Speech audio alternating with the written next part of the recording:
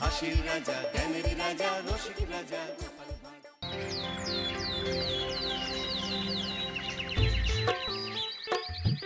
আহা কি আনন্দ, আহা কি আনন্দ, আকাশে সূর্য নিচে মাটি। আহা কি আনন্দ, আহা কি আনন্দ, আহা কি আনন্দ। আরে ও গোপাল দাদা, গোপাল দাদা, এই সকাল সকাল কি আবার পিছু ডাকলো? আরে আমি গো আমি। আমি তো আমি নামে কাউকে চিনি না।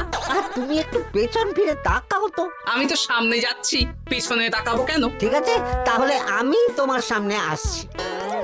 আরে দৌড়াচ্ছ কেন? হ্যাঁ, আরে দাঁড়াও দাঁড়াও বলছি, দাঁড়াও, নইলে কিন্তু আমি মহারাজের কাছে যাব। হ্যাঁ, ও ভোলা তুমি? আরে আগে বলবে তো, আমি করছিলে কেন? একদম কথা ঘোরাবে না গোপাল দাদা। এবার বলো কি বলছি। দেখো, আমি তোমাকে আগের বছর 50 মোহর ধার দিয়েছিলাম। এ কি, তোমার তো মিষ্টির দোকান, ধার দিলে তো লোকে ছুরি কাঁচি ধার দেয়, আর তুমি মোহরে ধার দেওয়ার ব্যবসা শুরু করেছো কবে থেকে বলো দেখি? আবার কথা ঘোরানো শুরু করেছো। হ্যাঁ, আমি এবার কিন্তু সত্যি মহারাজের কাছে যাব। আরে মজা করছি তো। আরে বারবার আমাদের মধ্যে মহারাজকে টেনে আনার কি দরকার বলো তো? সে না হয় টানলাম, তবে তুমি ওই আমার 50 মোহর সুদ সহ কবে ফেরত দেবে বলো তো? আর কিন্তু তোমার হাতে ওই 1 সপ্তাহ সময় আছে। হ্যাঁ, 1 সপ্তাহ মানে কতদিন ভাই? 7 দিন, 7 দিন। 7 দিন? আচ্ছা 7 দিন মানে কত ঘন্টা? 24 গুণ 7, মোট ওই 168 ঘন্টা। ও, অনেক সময় আছে। দেখো গোপাল দাদা, তোমার সাথে কিন্তু আমার ওই কাগজে কলমে লিখিত পড়িত আছে। হ্যাঁ, যদি ওই সময়ের মধ্যে তুমি আমার কাছ থেকে নেওয়া ওই অর্থ আমাকে ফেরত না দিতে পারো, তাহলে কিন্তু তোমার ওই বাড়ি ঘর সব আমার হয়ে যাবে। হ্যাঁ, হ্যাঁ হ্যাঁ, মনে আছে মনে আছে। এখন রাজসভায় যাই, 168 ঘন্টা পেরিয়ে গেলে চলে এসো, কেমন? বেশ, কথাটা মনে থাকে যেন। হ্যাঁ, তখন আর কিন্তু কোনো চালাকি করতে যাবে না, আমি সোজা মহারাজকে বলে দেব। ঠিক আছে ঠিক আছে।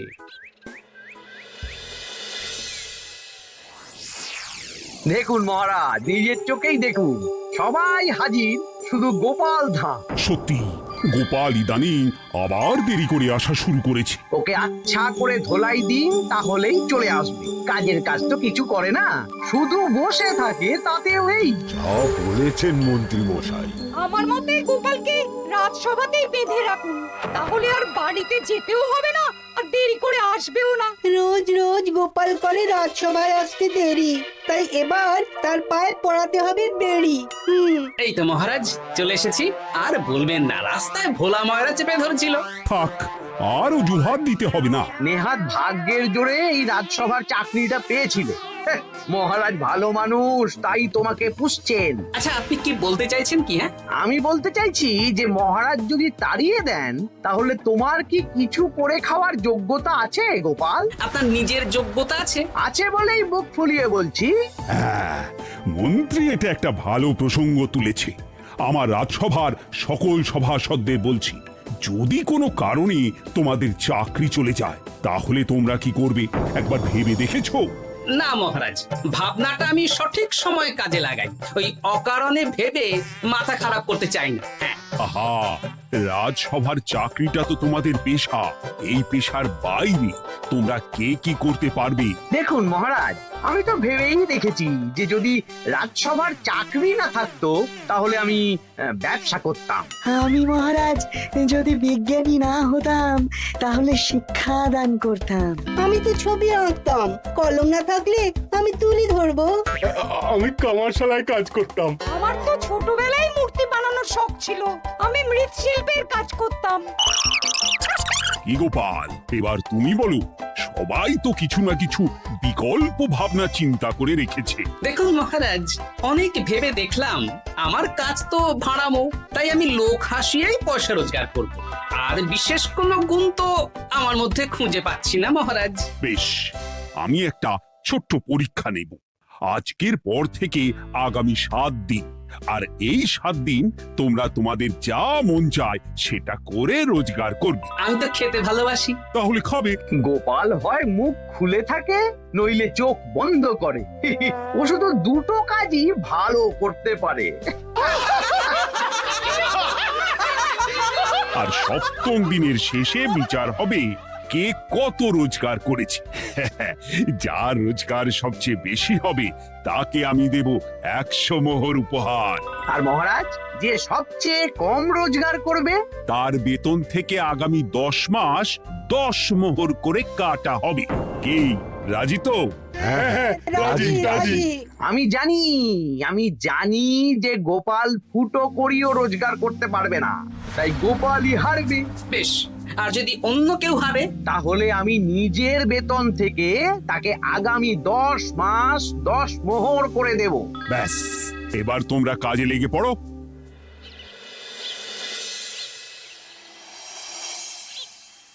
এ কি গিন্নি, আজকেও নিরামিষ?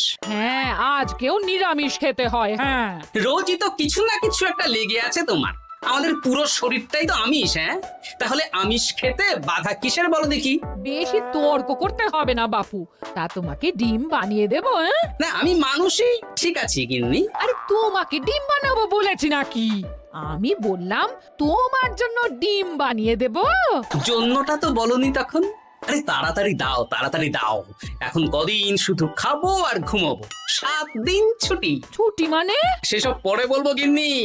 যাও গিয়ে ডিম সেদ্ধ বসাও।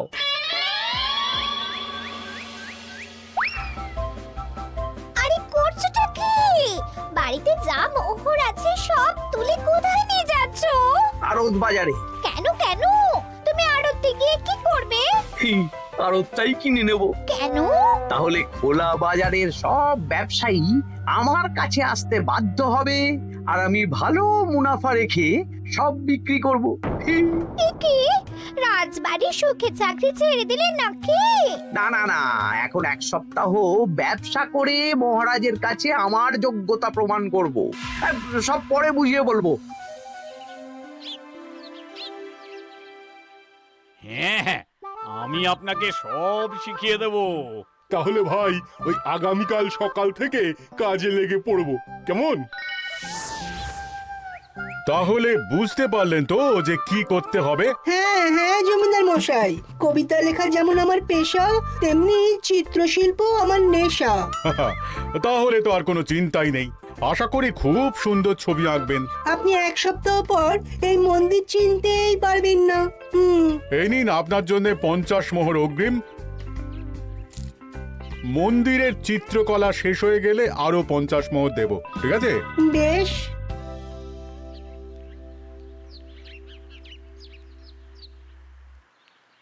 এই হাত চালা, হাত চালা।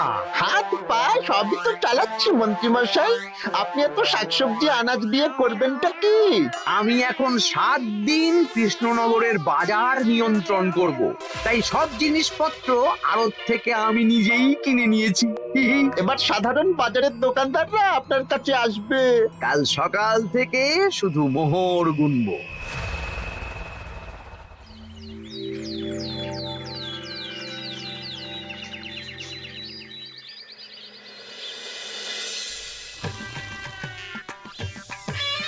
আরে এত বেলা হয়ে গেল, আর কত পড়ে পড়ে তুমি ঘুমোবে? এত লম্বা ছুটি পেয়েছি, এখন তো বিশ্রাম নিতেই হবে গিন্নি। কিন্তু পুকুর ঘাটে গিয়ে তো আমি অন্য কথা শুনলাম। তুমি আবার কি শুনেছো? তোমাদের মহারাজ নাকি বলেছেন আগামী 1 সপ্তাহ তোমরা সকল সভাসদেরা ওই সকল সভাসদেরা নিজের ইচ্ছে মতো কাজ করে রোজগার করব। আমার কাজ তো ভাড়ামো করা, তাই ভাড়ামোর সুযোগ এলে সেটাই করব। কিন্তু যদি সুযোগ না আসে, তাছাড়া যার রোজগার সবচেয়ে কম হবে তার তো বেতন থেকে 100 মোহর কাটা হবে গো। এই খবর পেয়ে গেছো? বাবা, পুকুর ঘাট না পরনিন্দা পরচর্চা কেন্দ্র? হ্যাঁ, ওসব বাজে কথা বাদ দিয়ে কোনো কাজ শুরু করো, কাজ শুরু করো। এরকম গা এলিয়ে শুয়ে থাকলে ভগবান এসে তোমাকে পয়সা দিয়ে যাবে না গো। গোপাল দাদা, ও গোপাল দাদা, বলছি গোপাল দাদা কি খবর গো? এই তো গতকাল তোমার সাথে কথা হলো, আজ একেবারে বাড়িতেই চলে এসেছো। তোমার যা হালচাল তাতে তো মনে হচ্ছে ওই কদিন পরে বাড়িটা আমারই হবে। আর সেই আশাতেই বসে থাকো। এই ভোলাময়রা এসেছে কেন গো? এসব কি বলছে? মা ঠাকুরুন, আপনার কাছে আর কি লুকাবো? বহুদিন আগে গোপাল দাদা আমার কাছে 50 মোহর ধার নিয়েছিল। সেই ধারের থেকে 5 মোহরা এখনো আমাকে শোধ করেনি। সে কি? হ্যাঁ, শর্ত অনুযায়ী যদি গোপাল দাদা আগামী ওই 6 দিনের মধ্যে ধার না শোধ করতে পারে তাহলে এই বাড়ি আমার হয়ে যাবে। তুমি আমাকে এত বড় কথা লুকিয়ে রেখেছো? না, আমি বলবো বলবো করে বলা হয়ে ওঠেনি আর কি। এবার আপনি দেখুন গিন্দিমা কি করবেন। ভিটে মাটি ছেড়ে কোথায় গিয়ে উঠবেন দেখুন। কি গো, এতেও তোমার হুঁশ হয় না? ধুর, এই অযথা চিন্তা করো না তো, কিছু না কিছু একটা হয়ে যাবে।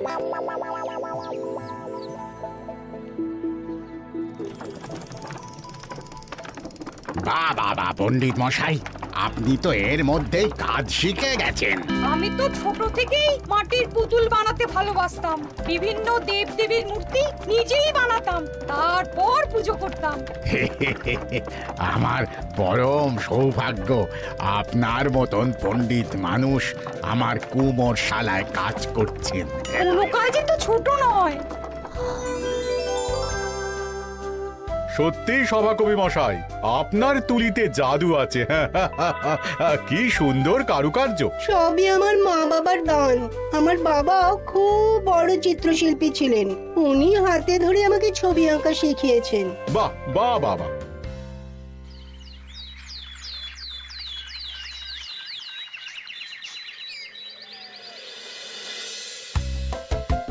এই যে পুটি, আজকে তো একটা মজার জিনিস শেখাবো। কি জিনিস? নয়ের নামটা তো তোরা পড়েছিস? হ্যাঁ, বল তো। 9 একে 9, 9 দুগুণে 18, 3 9 27, 4 9 36। ঠিক আছে ঠিক আছে, এবার থাম। পুরো মুখস্থ। সে তো বুঝতেই পারছি। এবার মজার জিনিসটা দেখ। 9 কে 9, 9 দুগুণে 18, 18 মানে কি? 1 10 8। হ্যাঁ, এবার 1-এর সাথে 8 যোগ কর, কত হয়? 9 3 9 কত? 27। 2-এর সাথে 7 যোগ করলে কত হয়? 9 36-এর 3-এর সঙ্গে 6 জুড়লে 9। আরে বাস, দারুণ তো। হ্যাঁ হ্যাঁ। সত্যি বিজ্ঞানী মশাই, আপনি কি সুন্দরভাবে পড়া বোঝান। এটা তো আমার নেশা।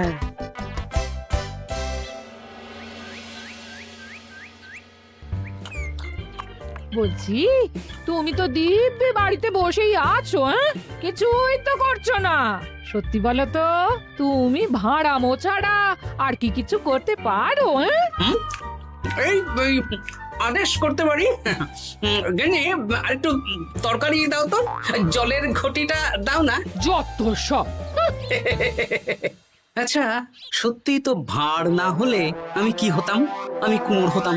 মাটির কাজ শুনেছি খুব সোজা, যাই কুমোর পাড়ায় যাই।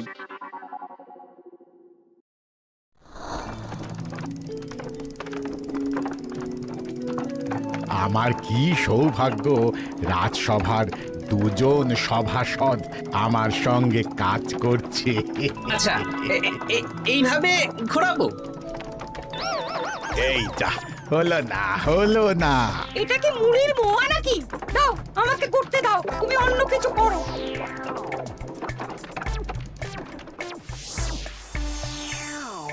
বলো গোপাল দাদা, কি দেবো?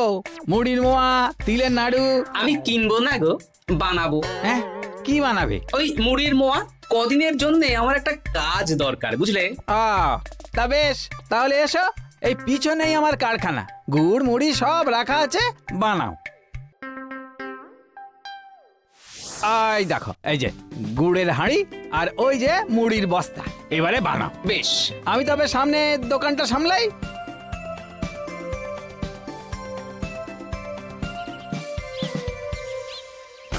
এ কিসের আওয়াজ হলো?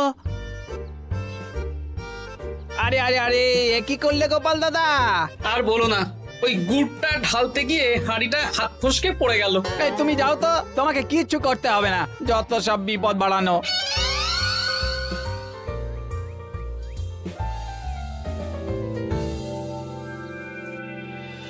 তোমার দ্বারা কিছুই হবে না। হ্যাঁ, সত্যি তো, আমার দ্বারা যে কিছুই হবে না গিন্নি। তাহলে তুমি করবেটা কি?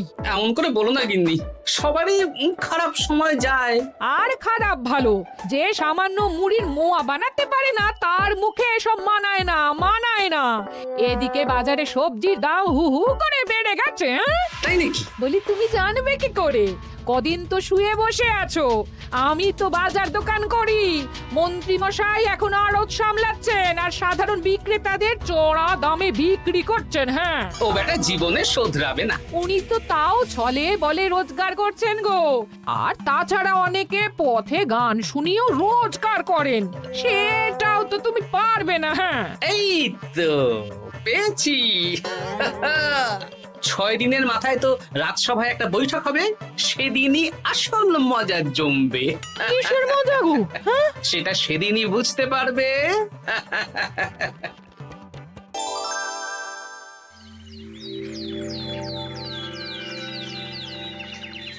তারপর বলো, আজ তো ষষ্ঠ দিন, আজ অবধি তোমরা কে কত কত রোজগার করেছো? মহারাজ, আমি এখনো অবধি 200 মোহর। বাহ বাহ বাহ!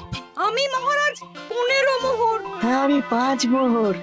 বিভিন্ন বাড়িতে বাচ্চাদের পড়াচ্ছি, শিক্ষাদান করছি দিনরাত। সেনাপতি, আমি 10 মোহর পেয়েছি, আরো পাবো। আমি 50 মোহর অগ্রিম পেয়েছি, আরো পাবো আগামীকাল। বাহ বাহ বাহ! সবাই তো ভালোই রোজগার করেছো। আর গোপাল, তুমি বলো। মহারাজ, আমি এখনো অবধি কোনো রোজগার শুরু করিনি। আমি আগেই বলেছিলাম গোপাল একটা কানা করিও রোজগার করতে পারবে না। আসলে মহারাজ, আমি আজ সকালেই আমার প্রতিভা খুঁজে পেলাম। তোমার আবার কি প্রতিভা? আমি ভালো গান গাইতে পারি মহারাজ। আমার ছোট্টবেলার ইচ্ছে ছিল আমি রুদ্ধদ্বার সভা করব, গান গাইবো, আর দর্শক বা শ্রোতারা আমার গান শুনে আমাকে পয়সা দেবে। বাহ বাহ বাহ! তা শোনালি না কেন? আমি চাই আপনারা সবাই আমার বাড়িতে আসুন, আমার গান শুনুন। এই না না না না না, তোমার গান শুনে অর্থ ব্যয় করতে পারবো না গোপাল। যদি শোনাতে হয় তো বিনামূল্যে শোনাও। তুমি ভেবেছো কায়দা করে গান শুনিয়ে রোজগার করবে? সেসব চালাকি কিন্তু চলবে না। না মহারাজ, আমার গান শুনতে আসার জন্য একটা কানা করিও খরচ করতে হবে না। আমি বিনা পারিশ্রমিকে গান শোনাবো। বেশ, তাহলে কবে শোনাবে বলো? এখনই চলুন, শুভস্য শীঘ্রম। আবার যেতে হবে কেন? এখনই শোনাও। আমার আবার নিজের বাড়ি ছাড়া প্রতিভা বিকশিত হয় না। বেশ তো, এই কদিন টানা কাজ করেছি, তোমার গান শুনে মনটা যদি ফুরফুরে হয়ে যায় ভালো তো। চলো গোপাল। আসুন আসুন, সবাই ভিতরে আসুন, আসন পাতা আছে, সবাই বসুন।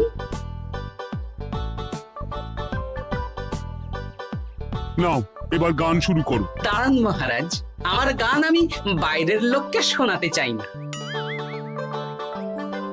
কু কু বাবা, আবার কোকিলের মতন আওয়াজ করছে। কু।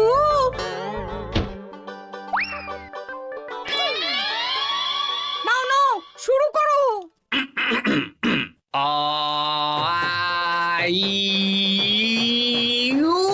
ওরে বাবা রে বাবা! আরে এত চিৎকার করছো কেন? থামো থামো থামো! এটা ভালো লাগছে না? অন্য গান শোনাচ্ছি তাহলে। আকাশে মেঘে বাতাসে বায়ু, জ্যোতিষী বলেছে আমার 100 বছর আয়ু। আরে থামো থামো! আরে কান ঝালাপালা হয়ে গেল। না, থামতে আমি পারবো না, গান শুনতেই হবে। ওরে ওরে বাবা রে বাবা, এই কানে তালা লেগে গেল, আমি পালাই। পালাতে পারবেন না, বাইরেও তালা দেওয়া আছে। বাইরে তালা খুলতে বলো। বাইরে বেরোতে হলে প্রত্যেক প্রত্যেককে 100 মোহর দিতে হবে। আমরা তো আগেই বলে দিয়েছি তোমার গান শোনার জন্য কোনো পয়সা দিতে পারবো না। এটা তো গান শোনার জন্য নয়, বাইরে যাওয়ার জন্য। আমার গান শুনতে আসার জন্য কোনো অর্থ লাগে না। গান শুনে বাইরে বেরোতে গেলে অর্থ লাগবে, জনপ্রতি 100 মোহর মাত্র। কি জ্বালাতন! হয় দিন, নইলে আবার শুরু করছি। থামো থামো। আপনারা কি সবাই দেবেন, না এখানেই থাকবেন? এই আরে, আমার কাছে এখন 50 মতন মোহর আছে। আমার কাছে 5 মোহর আছে। সে আমি লোক পাঠাচ্ছি আপনাদের সবার বাড়িতে, পুরো অর্থ পাবো, তারপর সবাইকে ছাড়বো। আচ্ছা, এটা কি ঠিক করলে গোপাল? দেখুন মহারাজ, আমি কথা নিয়ে খেলি। সব সভাসদেরা 6 দিন খেটে যা না রোজগার করেছে, আমি শুধু বুদ্ধির জোরে আর ভাড়ামো করে ঘন্টা খানিকের মধ্যে তার থেকে বেশি রোজগার করে নিলাম। যদিও এখনো একদিন সময় আছে। সত্যি গোপাল, তোমার বুদ্ধির জবাব নেই। মন্ত্রী মশাই, যে সবচেয়ে কম রোজগার করবে আপনাকে কিন্তু তাকে আগামী 10 মাস 10 মোহর করে দিতে হবে। হ্যাঁ নয় হ্যাঁ, এরকমই তো তুমি মুখ বড় করে বলেছিলে। গিন্নি কই গো, ভোলাকে ডেকে আনো, ওর ধার আজকেই শোধ করে দেব। হ্যাঁ যাচ্ছি। হ্যাঁ, আমরাও যাচ্ছি। গোপাল, কালকে রাজসভায় এসে তোমার পুরস্কারের অর্থটাও নিয়ে যেও। সে তো নিশ্চয়ই।